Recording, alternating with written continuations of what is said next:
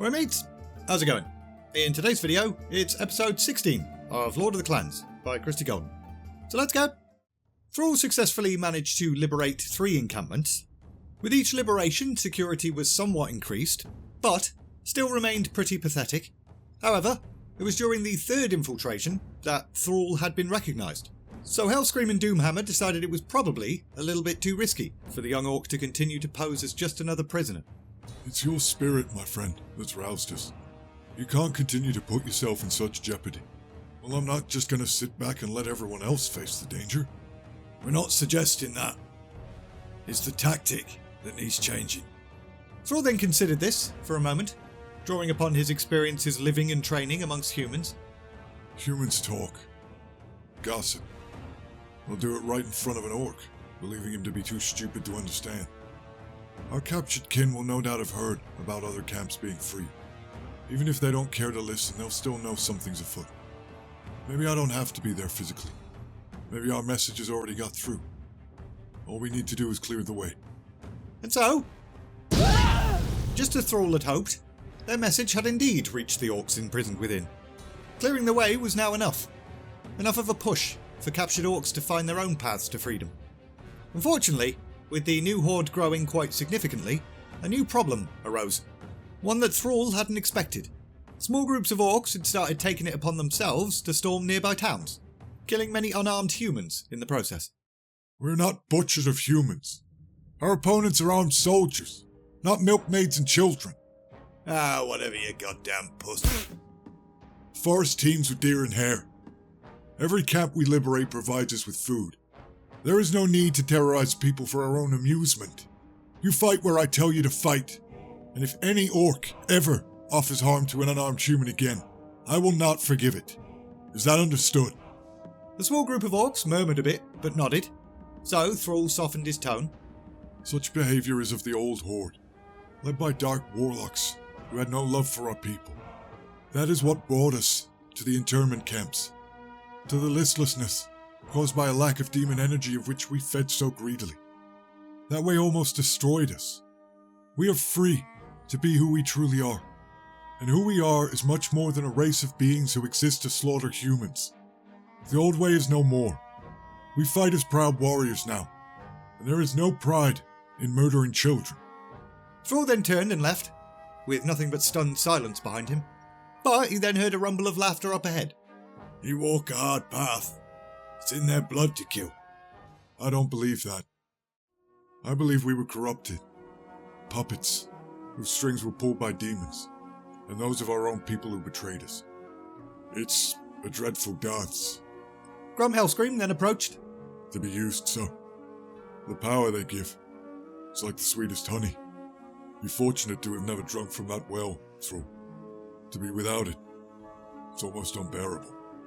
And yet you continue to do so, brave one. My courage is nothing compared to yours. Hellscream's red eyes glowed in the darkness, but Thrall could see that his kind words had made the orc smile. A few hours later, the new horde led by Doomhammer, Thrall and Hellscream made their way to the 5th encampment, because as I said before, these guys don't mess around. The guards are alert, almost double the usual number posted on the walls. They've lit many fires so that their weak eyes can see. And it's full moon's light. The White Lady and Blue Child are not our friends tonight. We have to move now. Strike whilst the horde's still strong enough to resist the demon's listlessness. Doomhammer nodded, but he was still quite concerned. Any sign that they're expecting an assault? Thrall knew that sooner or later their luck was going to run out. They'd been careful, selected camps at random, but even still, Blackmore wasn't a complete dumbass. However, the scout shook their head in answer to Doomhammer's question. Then let us descend. And so, the green tide of orcs flooded down the hill towards the encampment, but, just before they reached it, the gates flew open, with dozens of armed mounted humans charging out. Spirit of the Wilds, the humans are using your children to kill us. They too are in danger. If the horses throw their riders, they'll be free to reach safety. Will you ask them to do so?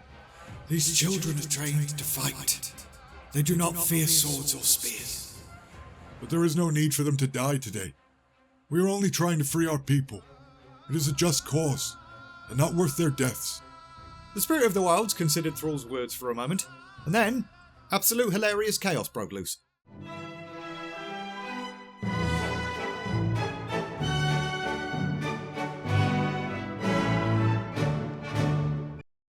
Spirit of Earth, trees who have sheltered us, will you aid me now? Yeah, alright. Roots then exploded from the ground, seizing the dismounted guards, and to Thrall's approval, the orcs did not kill the helpless CC'd buggers. Instead, they focused on the new wave of guards that were now flooding out of the camp. Thrall then decided now was a good time to fight as a warrior. The elements had provided enough aid. 'Twould be rude to ask for more, so he went ahead and charged. Meanwhile, Lord Caramin Langston had never been so afraid in his entire life.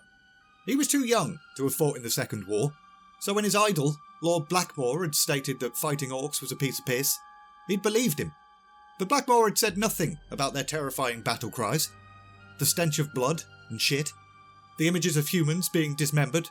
They'd had the element of surprise, Langston thought. They'd been ready for the green monsters. Why the bloody hell had the horses gone mental?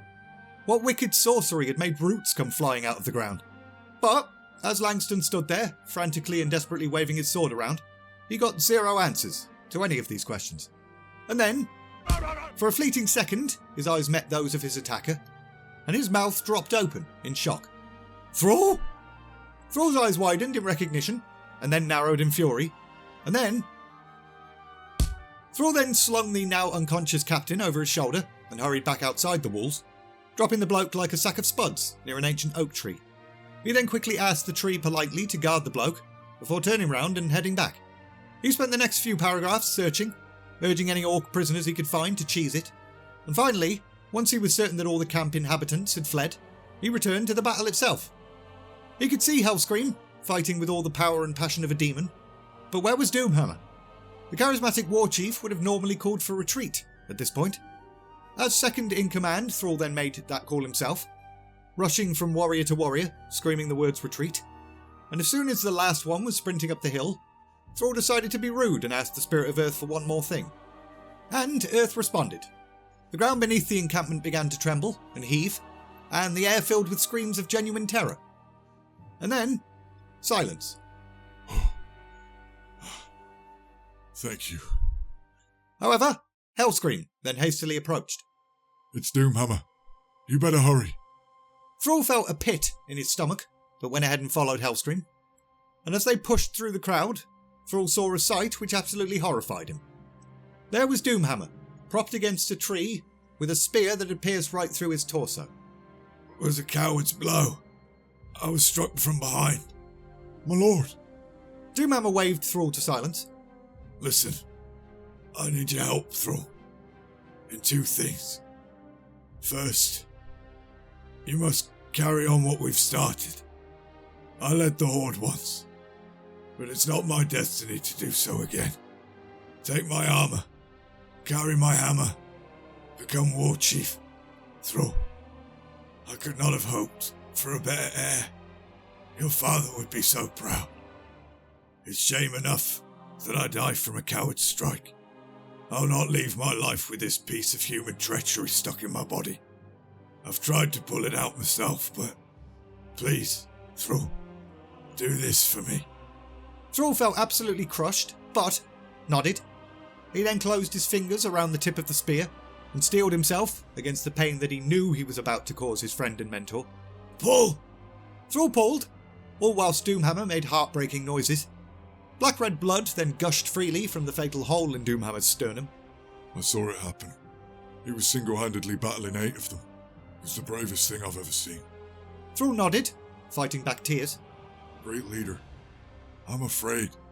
I'm not worthy to wear your armor, or wield your weapon. No one breathes who's worthier. You will lead them to victory. To peace. Doomhammer's eyes then closed, and his lifeless body went limp. They are watching, Thrall. They must not lose heart.